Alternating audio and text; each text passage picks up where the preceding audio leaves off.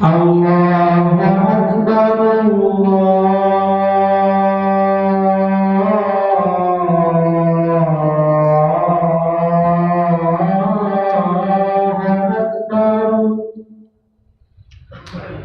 Asyhadu an la ilaha illallah.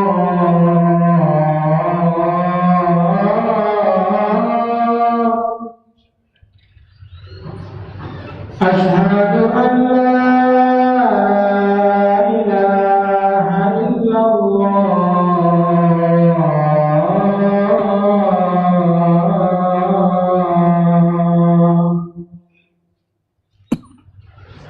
Asyhadu anna Muhammadan Rasulullah.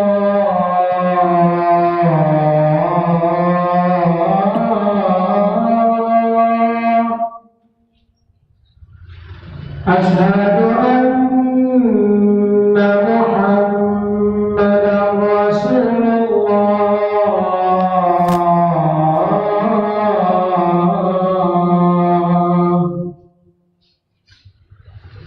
Hayya 'alas salah.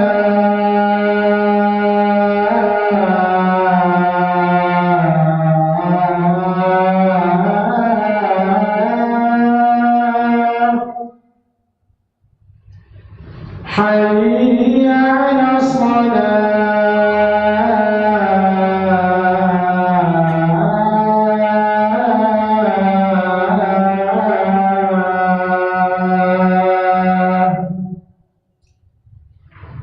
Hayya 'alal falah.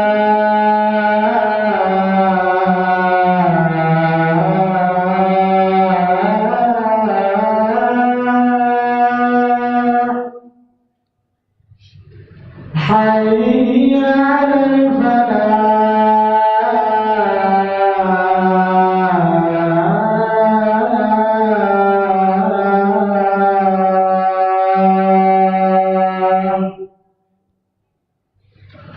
Allahu Akbar,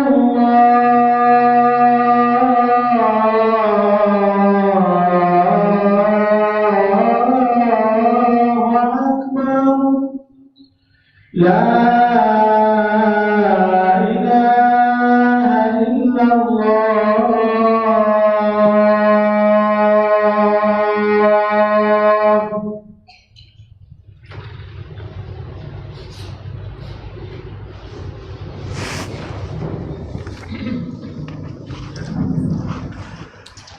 إن الحمد لله نحمده ونستعينه ونستغفره ونعوذ بالله من شرور أنفسنا ومن سيئات أعمالنا.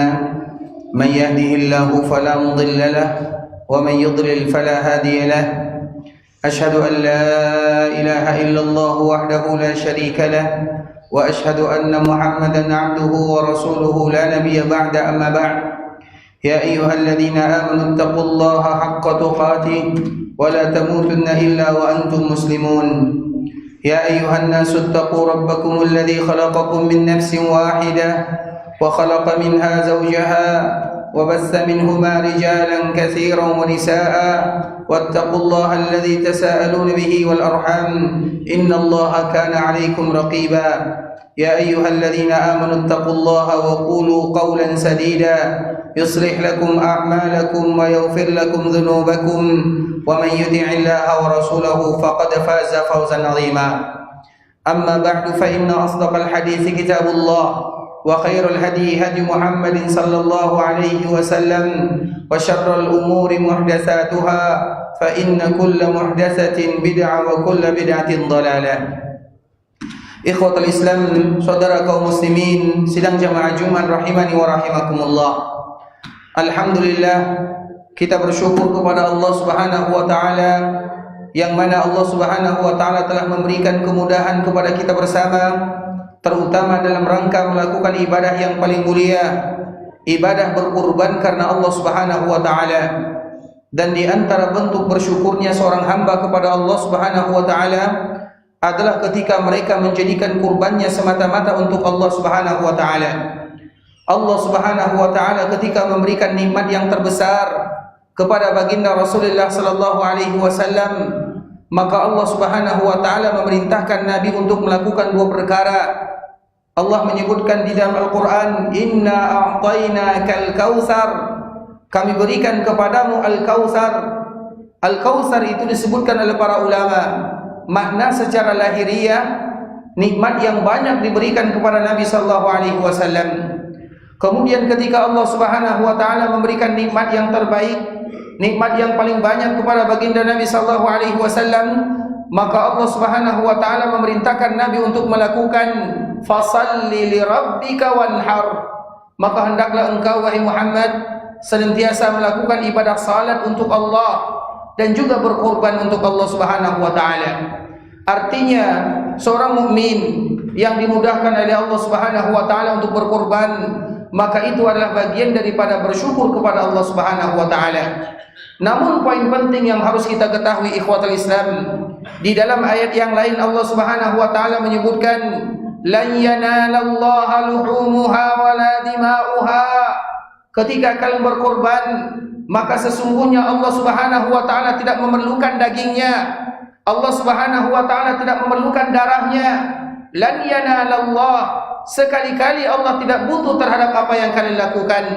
Korban yang kita lakukan terlalu sedikit dibandingkan dengan nikmat yang kita dapatkan, sehingga Allah menyebutkan lan yanalallaha luhumuha wala dima'uha. Allah tidak pernah memerlukan, Allah tidak pernah membutuhkan korban kalian, tidak perlu akan dagingnya, tidak perlu akan darahnya, walakin yanaluhu taqwa minkum. Akan tetapi yang Allah inginkan dari kalian ketika kalian berkorban adalah bertakwa kepada Allah Subhanahu wa taala. Takwa yang diinginkan oleh Allah Subhanahu wa taala dari seorang hamba ketika mereka berkorban, bukan itu tujuan utama, tapi bagaimana mereka selalu mengubudiyah diri kepada Allah Subhanahu wa taala dengan senantiasa melakukan apa yang Allah perintahkan dan berusaha untuk meninggalkan apa yang dilarang oleh Allah Subhanahu wa taala.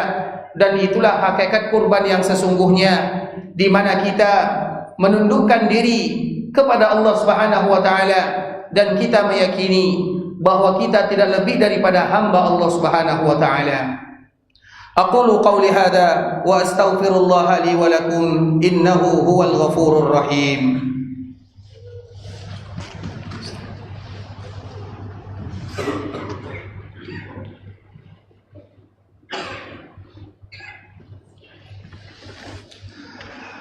Alhamdulillahi ala ihsani wa syukru lahu ala taufiqihi wa amtinani. وأشهد أن لا إله إلا الله وحده لا شريك له تعظيما لشأنه وأشهد أن محمدا عبده ورسوله الداعي إلى رضوانه وصل اللهم وسلم على نبينا محمد وعلى آله وصحبه وسلم تسليما كثيرا. Ikhwatul Islam, sesungguhnya yang diinginkan oleh Allah Subhanahu wa taala kepada hambanya adalah bagaimana mereka senantiasa bertakwa kepada Allah Subhanahu wa taala. Oleh karena itulah kita harus tahu apa makna takwa dan mengapa Allah Subhanahu wa taala menginginkan kita sebagai seorang hamba yang bertakwa. Maka Abdullah bin Mas'ud radhiyallahu taala anhu menyebutkan, orang yang bertakwa kepada Allah adalah mereka an yushkar wa la yukfar. Mereka-mereka yang senantiasa bersyukur kepada Allah, mereka yang tidak mengingkari Allah Subhanahu wa taala, dan juga mereka tidak mengingkari apa yang telah Allah berikan kepada mereka. Kita menyadari bahwa semua yang kita punya bersumber dari Allah. Kita juga meyakini bahwa apa yang ada pada diri kita hanyalah titipan dari Allah Subhanahu wa taala. Dan mereka yang bertakwa adalah mereka yang menyandarkan semua nikmat yang ada kepada Allah. Dan mereka yang bertakwa adalah mereka yang memberikan nikmat tersebut terhadap apa yang Allah Subhanahu wa taala ridhai. Mereka yang bertakwa disebutkan oleh sahabat Abdullah bin Mas'ud, an-yuta' fala yu'sa. Mereka yang senantiasa taat kepada Allah, mereka adalah orang-orang yang bertakwa. Mereka yang jauh dari kemaksiatan, mereka yang dekat dengan kebaikan, mereka yang memakmurkan kehidupan dengan perkara yang diridhai oleh Allah Subhanahu wa taala. Itu adalah takwa. Kemudian orang yang bertakwa kepada Allah, an yuzkar fala yunsa. Mereka yang senantiasa ingat kepada Allah, mereka yang tidak lupa kepada Allah. Maka itulah makna daripada takwa. an yuta' fala yu'sa, an yushkar fala yukfar, an yuzkar fala yunsa. Mereka yang bertakwa adalah mereka yang taat kepada Allah. Mereka yang bertakwa, mereka yang jauh dari kemaksiatan. Mereka yang bertakwa, mereka yang selalu ingat kepada Allah. Mereka yang bertakwa, mereka yang tidak melupakan Allah dalam kehidupannya. Mereka yang bertakwa, mereka yang senantiasa bersyukur. Mereka yang bertakwa, mereka adalah orang-orang yang tidak pernah mengingkari apapun yang Allah Subhanahu wa taala berikan. Itulah yang diinginkan oleh Allah Subhanahu wa taala kepada kita kaum muslimin. Takwa, dan takwa itulah yang akan membuat kita indah bertemu dengan Allah Subhanahu wa taala. Mereka yang bertemu dan membawa ketakwaan kepada Allah Subhanahu wa taala, maka merekalah yang akan mendapatkan kebahagiaan. Dan itulah makna daripada firman Allah Subhanahu wa taala, lan yanalallaha luhumuha wala dima'uha walakin yanaluhu taqwa minkum. Sesungguhnya Allah tidak menginginkan ibadah yang kalian lakukan. Sesungguhnya Allah tidak perlu akan salat yang kalian lakukan. Allah tidak perlu akan zakat yang kalian berikan. Allah juga tidak butuh akan puasa yang kalian lakukan. Allah juga tidak memerlukan korban yang kalian berikan. Tetapi yang paling diinginkan oleh Allah Subhanahu wa taala adalah takwa dari diri kalian. Dan kita berharap kepada Allah agar semua kita menjadi orang-orang yang bertakwa, karena Allah tidak akan pernah menerima amalan ibadah seorang hamba tanpa mereka bertakwa kepada Allah Subhanahu wa taala. Innallaha wa malaikatahu yusalluna 'alan nabi ya ayyuhalladzina amanu sallu 'alaihi wa sallimu taslima. Allahumma salli 'ala Muhammad wa 'ala ahli baitihi wa 'ala azwajihi wa dhurriyyatihi kama sallaita 'ala Ibrahim wa 'ala ali Ibrahim innaka Hamidum Majid. Allahumma barik 'ala Muhammad wa 'ala ahli baitihi wa 'ala azwajihi wa dhurriyyatihi kama barakta 'ala Ibrahim wa 'ala ali Ibrahim innaka Hamidum Majid. Allahumma ighfir li hayyina wa mayyitina wa shahidina wa ghaibina wa dhakarina wa unthana. Allahumma man ahyaytahu minna fa ahyihi 'ala al-iman wa man tawaffaytahu minna fatawaffihi 'ala al-islam. Allahumma ati nufusana taqwaha wa zakkiha anta khairu man zakkaha anta waliyuha wa maulaha. Allahumma ighfir lil muslimina wal muslimat wal mu'minina wal mu'minat al ahya'i minhumul amwat innaka sami'un qaribun mujibu da'awati ya qadiyal hajat. Allahumma aslih a'immatana wa ulata umurina. Allahumma aslih a'immatana wa ulata umurina. Allahumma barik lana fi amwalina wa barik lana fi ahlina wa fi dhurriyyatina. Allahumma taqabbal minna innaka antas samiul alim wa tub alaina innaka antat tawwabur rahim. Rabbana zalamna anfusana wa illam taghfir lana wa tarhamna lanakunanna minal khasirin. Rabbana atina fid dunya hasanah wa fil akhirati hasanah wa qina adzaban nar. Wa sallallahu wa sallim ala nabiyyina Muhammadin wa ala alihi wa sahbihi wa sallama tasliman katsira.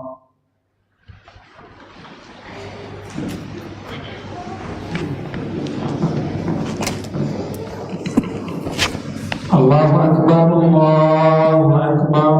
Asyhadu an la ilaha illallah. Asyhadu anna Muhammadar Rasulullah.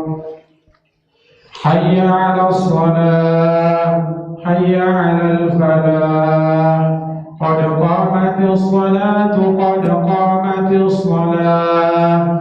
Allahu Akbar, Allahu Akbar.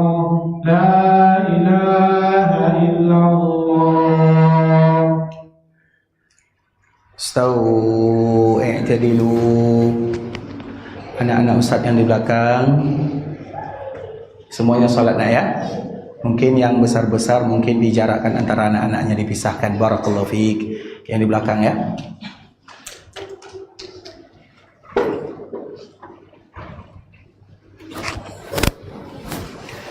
Allahu Akbar.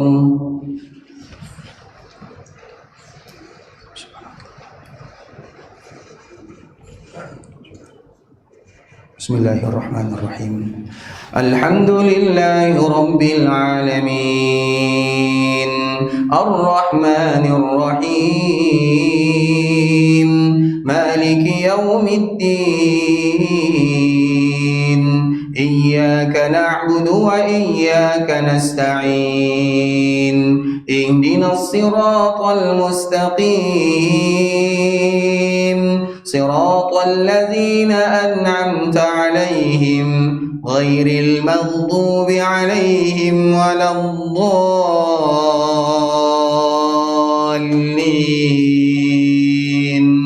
آمين.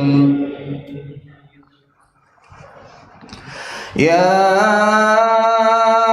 أيها الذين آمنوا أطيعوا الله ورسوله ولا تولوا عنه وأنتم تسمعون ولا تكونوا كالذين قالوا سمعنا وهم لا يسمعون إن شر الدواب عند الله الصم البكم الذين لا يعقلون إن شر الدواب عند الله الصم البكم الذين لا يعقلون ولو علم الله فيهم خيرا لأسمعهم ولو أسمعهم لتولوا وهم معرضون.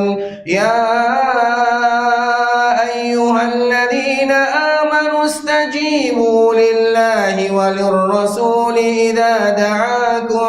إذا دعاكم لما يحييكم واعلموا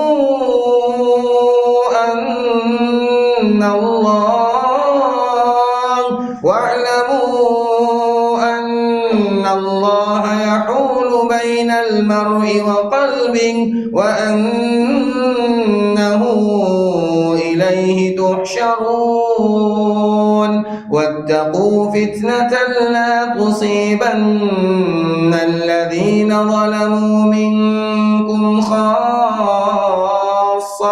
واعلموا أن الله شديد العقاب. الله أكبر.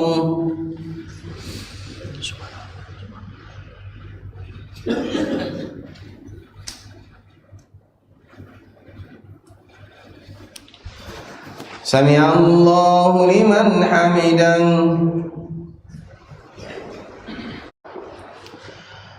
الله أكبر. بسم الله الرحمن الرحيم. الحمد لله رب العالمين الرحمن الرحيم مالك يوم الدين إياك نعبد وإياك نستعين اهدنا الصراط المستقيم صراط الذين أنعمت عليهم غير المغضوب عليهم ولا الضالين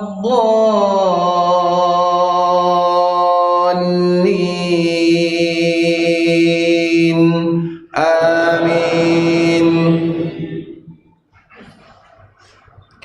واذكروا إذ أنتم قليل مستضعفون في الأرض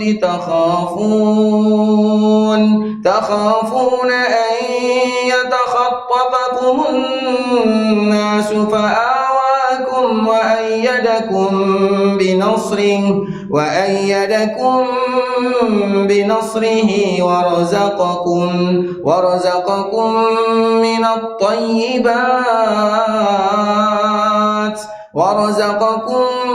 من الطيبات لعلكم تشكرون. يا أيها الذين آمنوا لا تخونوا الله ورسوله وتخونوا أماناتكم وأنتم تعلمون واعلموا أنما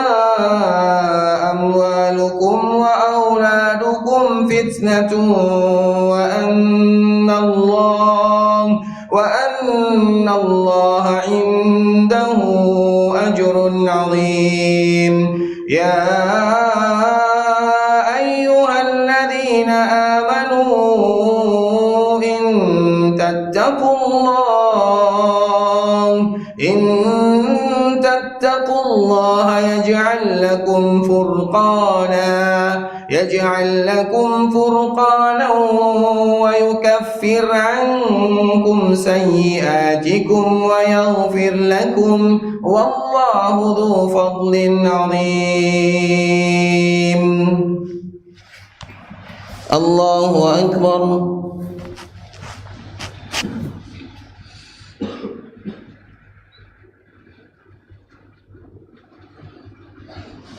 سمع الله لمن حمده.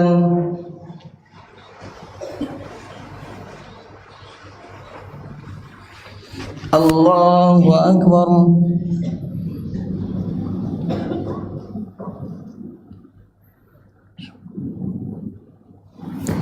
الله أكبر.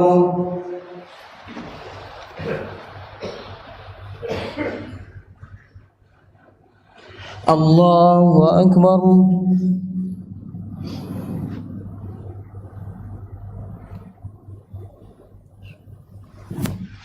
الله أكبر.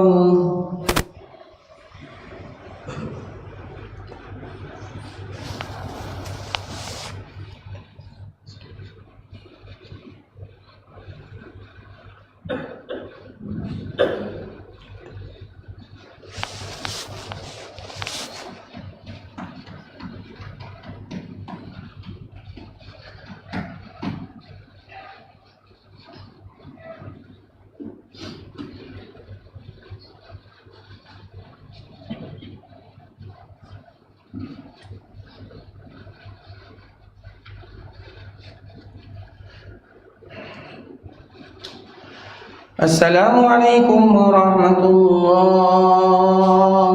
السلام عليكم ورحمة الله.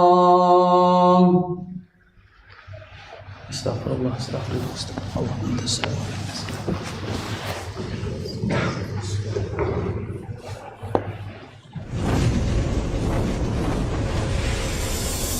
Baba TV Sunnah, belajar